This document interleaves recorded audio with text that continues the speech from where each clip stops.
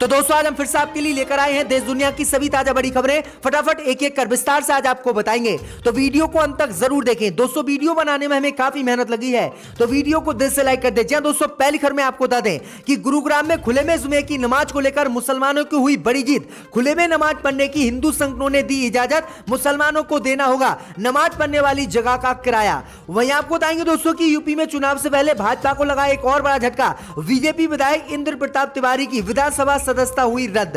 वहीं आपको बताएंगे दोस्तों की ममता बनर्जी ने बंगाल में किया ऐलान, बांग्ला भाषा जानने वालों को ही बंगाल में मिलेगी सरकारी नौकरी, बाहर के लोगों को नहीं देंगे बंगाल में नौकरी। वहीं आपको बताएंगे दोस्तों की किसानों की हुई बड़ी जीत, सरकार ने मानी किसानों की सभी मांगे, आज आंदोलन खत्म कर सकते हैं किसान। वहीं आपको बताएंगे दोस्तों की सीडीएस बिपिन रावत की मौत के पीछे चीन ने बताया अमेरिका का हाथ, मोदी अमित शाह की बड़ी मुश्किलें। वहीं आपको बताएंगे दोस्तों की कैटरीना कैफ और विक्की कौशल ने की राजस्थान में शादी, नहीं पहुंचा सलमान का कोई भी सदस्य। तो दोस्तों सभी खबरों को आपको एक एक कर बताने वाले हैं। वीडियो को लाइक कर चैनल को सब्सक्राइब कर दें और हमें कमेंट में बताएं कि आपके जिले किस राज्य से हमारी खबरों को देख रहे हैं।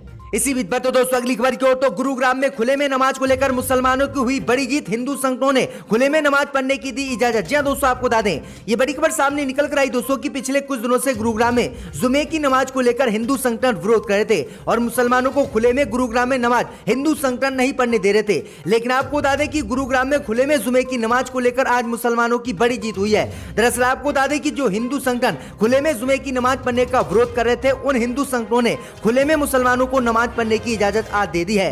दरअसल आपको बता दें कि हिंदू संगठनों ने पहले मुसलमानों के सामने मांग रखी है कि जिन खुले स्थानों पर मुसलमान नमाज अदा करेंगे, उन स्थानों का किराया मुसलमानों को देना होगा।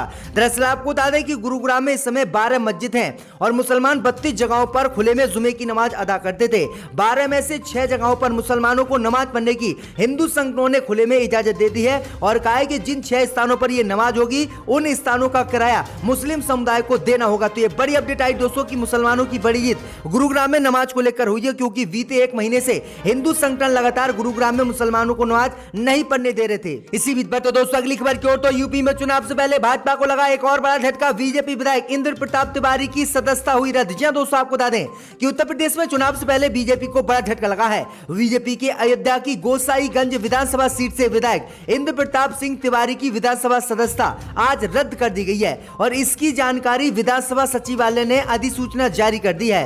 दरअसल आपको बता दें कि 29 साल बाद बीते 18 अक्टूबर 2021 को फर्जी मार्कशीट केस में एमपी एमएलए कोर्ट ने बीजेपी विधायक इंद्र प्रताप तिवारी को दोषी पाया था। दोषी मानते हुए कोर्ट ने 5 साल की सजा बीजेपी विधायक को सुनाई थी। 5 साल की सजा मिलते ही खब्बू तिवारी की विधानसभा सदस्यता खतरे में आ गई थी। कानून के मुताबिक 2 साल से अधिक की सजा पर सजा की तारीख से ही सदस्यता समाप्त किए जाने का प्रावधान है। वहीं आपको बता दें कि 1992 में इन्होंने फर्जी डिग्री बनवाई थी। इसका खुलासा अब हुआ और इसके बाद अब बीजेपी विधायक इंद्र प्रताप तिवारी की विधानसभा सदस्यता रद्द हो गई। तो यह बड़ा झटका बीजेपी को यूपी में चुनाव से पहले लगा है। इसी बीच पर तो दोस्तों अगली खबर की ओर, तो सीडीएस बिपिन रावत की मौत के पीछे चीन ने बताया अमेरिका का हाथ, मोदी सरकार की बड़ी मुश्किलें। जहां दोस्तों आपको बता दें कि भारत के पहले chief of defence staff general Bipin Rawat की बुधवार को दर्दनाक हेलीकॉप्टर हादसे में मौत हो गई, जिसको लेकर पूरी दुनिया से शोक संदेश भारत को आ रहे हैं। अमेरिका, इजराइल, रूस, जापान और पाकिस्तान जैसे देशों ने जनरल बिपिन रावत की मौत पर शोक संदेश दिया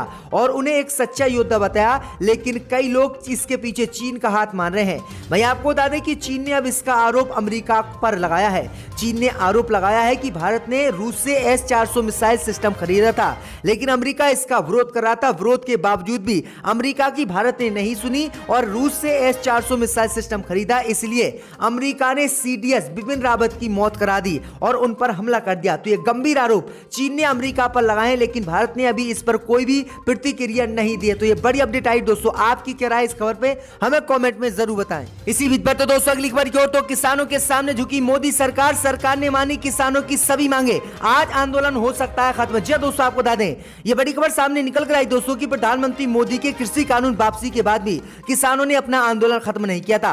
किसान लगातार अपनी अन्य मांगों को लेकर आंदोलन जारी रखे हुए थे, जिससे मोदी सरकार परेशान थी। वहीं आपको बता दें कि की किसानों की मांग थी कि मोदी सरकार जो किसान शहीद हुए हैं उनको मुआवजा दे और केसों को वापस ले और एमएसपी पर कानूनी गारंटी दे। लेकिन मोदी सरकार इन मांगों को किसानों की नहीं मान रही थी। लेकिन आपको बता दें कि आंदोलन जैसे ही तेज हुआ उसके बाद मोदी सरकार ने आज सभी को हैरान करते हुए किसानों की सभी मांगों को मान लिया है और किसान आंदोलन खत्म करने का किसानों ने भी ऐलान कर दिया है। मोदी सरकार ने लिखित में किसानों की सभी मांगे मान ली है और कहा है कि अब आप आंदोलन खत्म कर दो, जिसके बाद राकेश टिकैत ने आंदोलन खत्म करने का ऐलान कर दिया है और 11 दिसंबर को किसान दिल्ली की सीमाओं को छोड़कर अपने अपने घर चले जाएंगे। तो ये बड़ी अपडेट आई दोस्तों कि 378 दिन बाद मोदी सरकार ने किसानों की सभी मांगों को मान लिया है। 1 साल से ज्यादा समय से यह किसान आंदोलन जारी था। इसी बीच में तो दोस्तों अगली खबर की ओर, तो बंगाल में ममता बनर्जी का नया फरमान, बांग्ला भाषा जानने वालों को ही मिलेगी बंगाल में सरकारी नौकरी। जी हां दोस्तों, आपको बता दें कि पश्चिम बंगाल की मुख्यमंत्री ममता बनर्जी ने बड़ा ऐलान किया है। ममता बनर्जी ने ऐलान किया है कि पश्चिम बंगाल में सरकारी नौकरी सिर्फ उन्हीं लोगों को मिलेगी जो बांग्ला भाषा जानते हैं, यानी बांग्ला भाषा जानने वाले लोग ही अब पश्चिम बंगाल में सरकारी नौकरी के लिए आवेदन कर सकेंगे। बंगाल सरकार ने पश्चिम बंगाल में सरकारी नौकरियों में बांग्ला भाषा को प्राथमिकता देने का ऐलान किया है। सरकार ने बांग्ला भाषा और स्थानीय लोगों को प्राथमिकता देने के लिए यह ऐलान किया है। तो ये बड़ी अपडेट आई दोस्तों कि ममता बनर्जी ने यह बड़ा ऐलान किया। आप देखते हैं कि कौन कौन से राज्य के लोग यहां पर नौकरी लेने के लिए जाते हैं। इसी बीच में तो दोस्तों अगली खबर की ओर, तो मोदी सरकार पर फारूक अब्दुल्ला ने लगाया वादा खिलाफी का आरोप। मोदी सरकार की बड़ी मुश्किलें। जब दोस्तों आपको बता दें कि जम्मू कश्मीर के नेशनल कॉन्फ्रेंस के अध्यक्ष फारूक अब्दुल्ला ने केंद्र की नरेंद्र मोदी सरकार पर वादा खिलाफी का आरोप आज लगाया है। जम्मू कश्मीर के पूर्व मुख्यमंत्री फारूक अब्दुल्ला ने कहा है कि हमसे केंद्र सरकार ने वादा किया था कि जैसे ही डिलिमिटेशन हो जाएगा उसके बाद जम्मू कश्मीर में चुनाव कराए जाएंगे। उन्होंने कहा है कि लेकिन ऐसा नहीं हुआ। फारूक अब्दुल्ला ने निर्वाचन क्षेत्रों के परिसीमन में कथित रूप से देरी करने के लिए केंद्र की खिंचाई करते हुए कहा है कि लोग अब और पीड़ित नहीं हो सकते। फारूक अब्दुल्ला ने कहा है कि हमें वादा किया गया था कि परिसीमन होगा और उसके बाद जम्मू कश्मीर में चुनाव होंगे। केंद्र ने 6 मार्च की समय सीमा दी थी जिसे बढ़ाया नहीं जाएगा, लेकिन आज तक हमें नहीं बुलाया गया है और ना ही हमें कोई रिपोर्ट दिखाई गई है। फारूक अब्दुल्ला ने कहा है कि हमें नहीं पता कि क्या हो रहा है, लेकिन जम्मू कश्मीर के लोग अब और पीड़ित नहीं हो सकते क्योंकि राज्यपाल के शासन में यहां पर लोगों पर अत्याचार किया जा रहा है। तो ये बड़े आरोप जो है फारूक अब्दुल्ला ने मोदी सरकार पर लगाए हैं। इसी बीच में तो दोस्तों अगली खबर की ओर, तो विक्की और कैटरीना ने की राजस्थान में शादी। जी दोस्तों आपको बता दें ये बड़ी खबर सामने निकल कर आई दोस्तों की कैटरीना कैफ और विक्की कौशल अब ऑफिशियल एक दूसरे के हो गए हैं। फोर्ट बरवाड़ा में 9 दिसंबर को दोनों ने 7 फेरे लिए। हिंदू रीति रिवाज से हुई इस शादी में दोनों का परिवार और खास करीबी दोस्त व रिश्तेदार शामिल हुए थे, लेकिन सलमान खान और सलमान खान के परिवार से कोई भी व्यक्ति कैटरीना कैफ की शादी में शामिल नहीं हुआ था। भैया आपको बता दें कि कैटरीना कैफ की शादी से पहले ही सलमान खान की बहन ने दावा किया था कि कैटरीना कैफ की जो शादी हुई है उसका कोई भी इन्विटेशन कार्ड हमारे परिवार को नहीं दिया गया है, इसलिए हम शादी में शामिल नहीं हो रहे हैं। तो ये बड़ी अपडेट आई दोस्तों कि हिंदू रीति रिवाज से कैटरीना कैफ ने विक्की कौशल के साथ राजस्थान में शादी की है। इसी बीच में तो दोस्तों अगली खबर की ओर, तो रोहिंग्या मुसलमानों ने फेसबुक पर किया मुकदमा, मांगा 11 लाख करोड़ रुपए का हर्जाना। जी दोस्तों आपको बता दें कि रोहिंग्या मुसलमानों ने फेसबुक की मूल कंपनी मेटा प्लेटफॉर्म पर 15,000 करोड़ डॉलर का मुकदमा किया है। आरोप रोहिंग्या मुसलमानों ने लगाया है कि म्यांमार में सैन्य शासकों और उनके समर्थकों द्वारा रोहिंग्या लोगों के खिलाफ हिंसा भड़काने वाले नफरती पोस्ट को रोकने के लिए फेसबुक ने कोई भी कदम नहीं उठाया। कैलिफोर्निया में सोमवार को दर्ज मुकदमे में वकीलों ने कहा है कि म्यांमार में फेसबुक के आगमन के साथ ही हिंसा भड़काने नफरती वाली सामग्री का प्रसार हुआ और इन्हीं कारणों से आगे जाकर रोहिंग्या मुसलमानों का नरसंहार यहां पर हुआ था।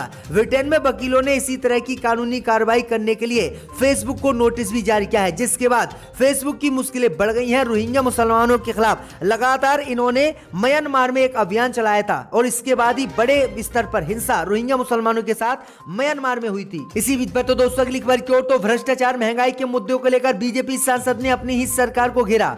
जय दोस्तों आपको बता दें कि पीलीभीत से भाजपा सांसद वरुण गांधी लगातार अपनी ही सरकार पर हमला बोल रहे हैं। भैया आपको बता दें कि अब वरुण गांधी ने ज्वलंत मुद्दों को लेकर लगातार ट्वीट कर अपनी ही सरकार के खिलाफ आवाज उठाई है और आज बड़ा बयान दिया है।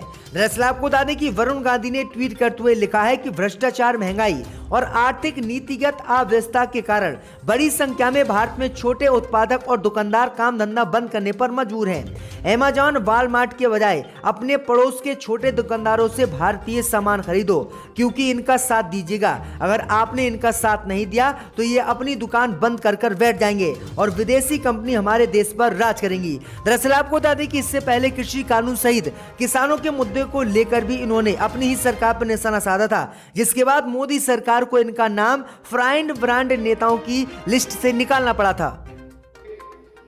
एमपी ने यहां पर आकर अपने फाइल्स डिप्टी स्पीकर